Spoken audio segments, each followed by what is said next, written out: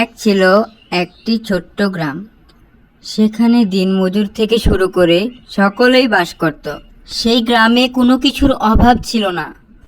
কিন্তু গ্রামে বড় সমস্যা হয়ে দাঁড়ায় যে সেখানে বাস করত এক দুষ্টু ইঁদুর দল। সেখানে তারা মানুষের আড়াল হয়ে দিনের বেলাতেই ঘুরে বেড়াতো এবং ঘুরে ঘুরে তারা বাড়ি খুঁজত, যে বাড়িতে অনেক খাবার আছে এবং তাদের থাকার বাসস্থানও আছে। রাতে সেখানে তারা ঘরে ঘরে প্রচণ্ড মানুষের উৎপাত করত। তারা কোনো কিছুই বাদ দিত না, সব কিছুই নষ্ট করে ফেলতো। এর জন্য গ্রামের মানুষরা অতিষ্ঠ হয়ে পড়ল এদের যন্ত্রণায়। শোনো গো, আর এই ইঁদুরের জ্বালায় বাঁচা যায় না। হ্যাঁ হ্যাঁ, দেখছি। আমি গ্রাম প্রধানের কাছে যাচ্ছি। এর একটা বিহিত করতেই হবে। এর একটা সমাধান আমাদের গ্রাম প্রধান দিয়েই থাকবেন আমাদের। তখনই পাশের গ্রাম থেকে একটি বাঁশিওয়ালাকে নিয়ে আসা হয় ইঁদুর ধরার জন্য এবং তাকে পুরস্কারও দেবে বলে গ্রাম প্রধান মনস্থির করেন। তার হাতে ছিল একটি সোনালী বাঁশি। সে বলল, আমি এই ইঁদুরকে বাঁশির সাহায্যে নিয়ে চলে যাব। তার আগে বলুন, আমার প্রাপ্যটাকে আমাকে দিবেন? হ্যাঁ হ্যাঁ দিব, তুমি আগে বাঁশিটা বাজিয়ে ইঁদুরগুলোকে নিয়ে যাও। তাহলে সবাই এখান থেকে সরুন একটু।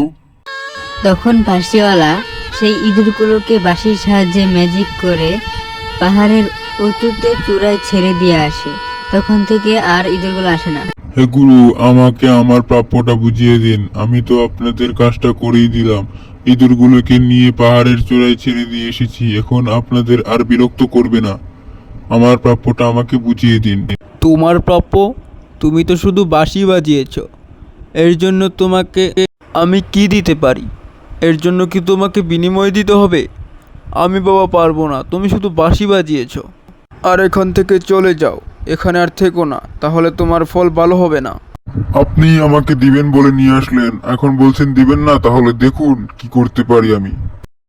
তখনই আবার সে জাদুর বাঁশিটি হাতে নিয়ে বাঁশিটা বাজাতে থাকে।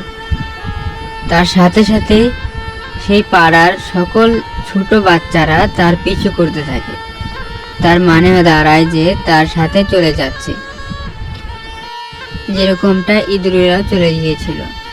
তার জন্য গ্রামবাসীরা হঠাৎ চিন্তিত হয়ে পড়ে, যেন তারা এই সমস্যার সমাধান কিভাবে করবে। তখনই একটা উপায় তাদের মাথায় আসে। একজন গ্রামের সচেতন মহিলা দৌড়ে এসে সেই বাঁশিওয়ালা লোকটিকে দাঁড়াতে বলে মহিলাটি বলল, দাঁড়ান, আপনি এরকমটা করতে পারেন না। এরা গ্রামের ভবিষ্যৎ, এদের নিয়ে চিন্তা করা উচিত। আপনার সাথে যে এরকমটা করেছে সে হলো আমাদের গ্রাম প্রধান, এবং আমরা গ্রাম প্রধানকে বুঝিয়েছি যেন আপনাকে সেই প্রাপ্যটা উনি দিয়ে দেন, যা আপনার কর্মের ফল। বন্ধুরা, তখনই সেই গ্রাম প্রধান ও বাঁশিওয়ালা তাদের দুজনেরই ভুল বুঝতে পান। তারা সবার কাছে ক্ষমা চান। বন্ধুরা, এরকম গল্প পেতে আমাদের চ্যানেলটি অবশ্যই সাবস্ক্রাইব করে রাখো এবং একটি লাইক দিয়ে যাও। আজকে এ পর্যন্তই। সবাইকে আল্লাহ হাফেজ, টাটা।